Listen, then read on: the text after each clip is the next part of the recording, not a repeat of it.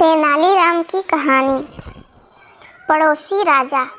तेनालीराम को राजा कृष्णदेव राय के दरबार में विशेष सम्मान हासिल था, इसलिए उनसे जलने वालों की राजमहल में कमी नहीं थी। एक समय की बात है, विजयनगर राज्य के हालात अच्छे न थे। राज्य पर पड़ोसी देश के हमला करने का खतरा मंडरा रहा था। ऐसे समय में एक दरबारी ने सोचा कि महाराज को तेनालीराम के खिलाफ भड़काने का यह सबसे अच्छा मौका है। एक दिन महाराज कृष्णदेव राय अपने बाग में बैठे कुछ सोच रहे थे कि तभी वहां एक कुटीर दरबारी पहुंच गया। उसने राजा से कहा कि महाराज, अगर आप गुस्सा न करें तो आपको एक बात बताना चाहता हूँ। राजा बोले, निडर होकर बोलो। दरबारी बोला कि आप जानते नहीं, लेकिन तेनालीराम पड़ोसी राज्य में से मिला हुआ है। वो समय समय पर राज दरबार की गुप्त बातें पड़ोसी देश के राजा को देता रहता है। यह सुनते ही महाराज गुस्से से आग बबूला हो गए और बोले, मूर्ख, तेनालीराम के बारे में ऐसी बात करते हुए तुम्हें शर्म आनी चाहिए। वो विजयनगर का सबसे वफादार नागरिक है और देशभक्त भी है। इस पर दरबारी बोला, यह झूठ है महाराज। उसने आपकी आंखों पर पट्टी बांध रखी है, इसलिए आपको उसकी कोई चालबाजी दिखाई नहीं देती। लेकिन मुझे पक्की खबर मिली है। दरबारी के इतने विश्वास के साथ कहने पर राजा को भी थोड़ा थोड़ा तेनालीराम पर शक होने लगा। राजा ने तुरंत तेनालीराम को अपने द्वार में बुलाया और उससे पूछा कि क्या तुम पड़ोसी देश के राजा के गुप्तचर हो? तेनालीराम को महाराजा के इस सवाल की उम्मीद न थी।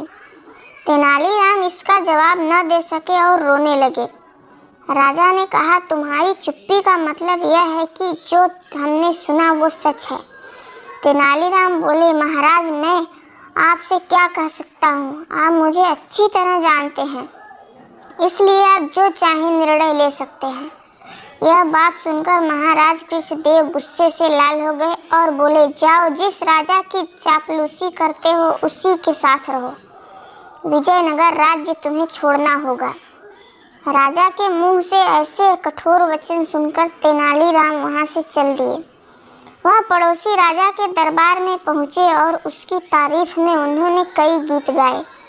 तेनालीराम की प्रशंसा से पड़ोसी राजा बहुत खुश हुए और उसने उसका परिचय मांगा। तेनालीराम ने कहा, मैं विजयनगर के राजा कृष्णदेव राय के निजी सचिव हूँ। राजा बोले, विजयनगर तो हमारा दुश्मन है, फिर तुम वहाँ के निवासी होकर मेरे दरबार तक कैसे चले आए? क्या तुम्हें डर नहीं लगा? तेनालीराम बोले, आप हमें दुश्मन मानते हैं, जबकि हमारे राजा आपको दोस्त मानते हैं। पड़ोसी राजा ने चौंक कर पूछा, लेकिन हमारे दरबारी तो कहते हैं कि कृष्णदेव राय हमें दुश्मन मानते हैं। तेनालीराम बोले, विजयनगर के दरबारी भी राजा को ऐसे ही भड़काते हैं, लेकिन हमारे राजा उनकी बातों में नहीं आते। वो तो आपकी तारीफ करते हैं। उनका कहना है कि पड़ोसी से दुश्मनी रखना कोई अच्छी बात नहीं। पड़ोसी देश के राजा को तेनालीराम की बातें अच्छी लगी। वो बोले, कहते तो तुम ठीक ही हो, लेकिन हम तुम्हारी बात कैसे मान लें? तेनालीराम बोले, मैं खुद उनका निजी सचिव हूँ और उन्होंने मुझे शांति प्रस्ताव लेकर भेजा है। पड़ोसी राजा को तेनालीराम की बात पर यकीन हो गया और बोले, तो अब हमें आगे क्या करना चाहिए? तेनालीराम ने सलाह दी कि एक सधी पत्र और कुछ उपहार विजयनगर राज्य पहुंचाएं और आगे बढ़कर विजयनगर से मित्रता स्वीकार करें। राजा को तेनालीराम का सुझाव बहुत पसंद आया। उन्होंने उपहारों की तैयारी शुरू करवा दी। उधर राजा कृष्णदेव को तेनालीराम की बेगुनाही का पता चल गया था और वो अपने व्यवहार पर बहुत पछता रहे थे। अगले दिन उन्होंने देखा कि दरबार में तेनालीराम और पड़ोसी राजा के दूत संधि का प्रस्ताव लेकर हाजिर थे। उनके साथ बहुत से उपहार भी थे। राजा ने तेनालीराम को प्रेम पूर्वक देखा, उन्हें मन ही मन विश्वास हो गया था कि दुश्मनी को दोस्ती में बदलने का काम सिर्फ तेनालीराम ही कर सकता है। कहानी से सीख।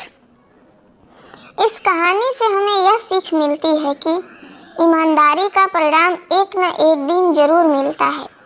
साथ ही किसी की भी बात पर आंखें बंद करके भरोसा नहीं करना चाहिए।